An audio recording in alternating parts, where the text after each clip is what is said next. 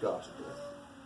Today's gospel, Jesus is excited. His disciples come back rather excited. They've been on a mission, okay?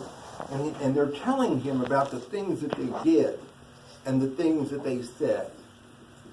And he sees that they're tired. He knows the human condition, believe it or not. And he says, come away, we'll go to a deserted place so that they can refresh themselves.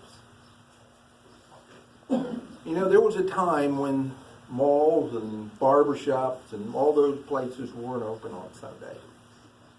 It was a time of rest. They were called blue laws. The law actually demanded that they not be open. Now we have a 24-hour world, and then some.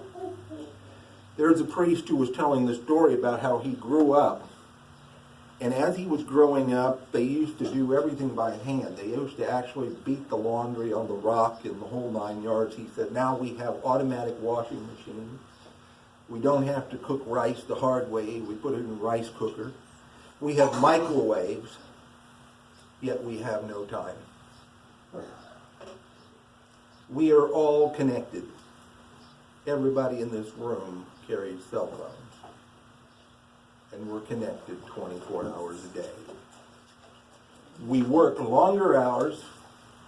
We have less time for the things that matter. We work longer hours and we have less time for God. We have less time. We work on Sundays, or we work late Saturday nights into Sunday, and we give up that time. That time to go into a quiet place, to go into a church and commune with God. The disciples were running crazy. They had a huge mission. But Jesus saw them exhausted and said, come away. Let's go to a deserted place. And what happened? Everybody found out where they were going and showed up ahead of them. But what happened? What did Jesus do? He got out and he saw the people and he had pity on them.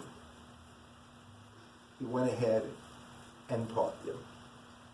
Most likely fed them. We have a mission. We have a mission to make sure that our personal life does not become 24 hours of chaos where we lock out God and his people. We cannot, we will not see God without changing who we are and what we do. It is very difficult, and nobody knows this better than I do. No one knows it better than I do. I was so exhausted at the end of the week. You know, when Saturday afternoon gets here, it's like I don't want to see anybody. I don't want to do anything. I just want to lay there and vegetate. I can't. I got to keep going. But I really do try, even in small increments, to talk to God. And I have wonderful people around me who keep telling me, you need to do this, you need to pray, you need to, you wouldn't think you would have to tell a priest that he has to pray. And I'm going to give you the same excuses everybody else gives me, but I got to do this and I got to do that. And the apostles were excited about their mission when they came back, but they were obviously exhausted. And he wanted them to refresh. Their mission didn't end. They had to go out again and again and again and again until they finally died. But he tried to teach them something. And he tried to teach the people that had chased him to this deserted place, which was now no longer deserted. It is said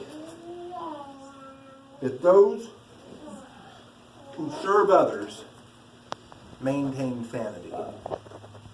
Those who serve themselves do not.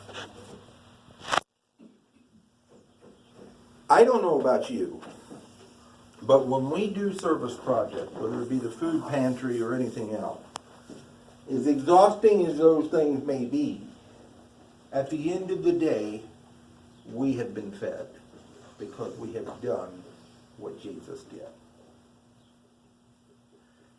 Not easy, but closer to where we need to be. Nobody knows what lack of sleep is like except moms with babies. You know, some people choose to go to the hospital and get some rest for a little while. I understand that, and then they poke you the whole time you're in the hospital, so you really don't get any rest anyway. That person say, man, I'm going to be off for 3 weeks. I broke my arm. I said, well, you could have done easier things to get out of work than break your arm. Of course, they didn't do it on purpose. But the truth of the matter is we finally reach a point of exhaustion. And that exhaustion, again, takes away from what we are supposed to be doing, which is being with God. Today's lessons are quite simple. 1, serve others. First reading. 2, the Eucharist belongs to all. The second reading. And 3rd, that we do need rest. Did God have to rest on the 7th day? No. Did he want us to have an example? Yes.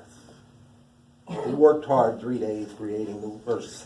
days creating the earth and rested on the 7th.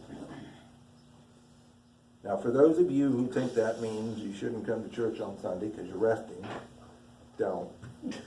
It's not going to work.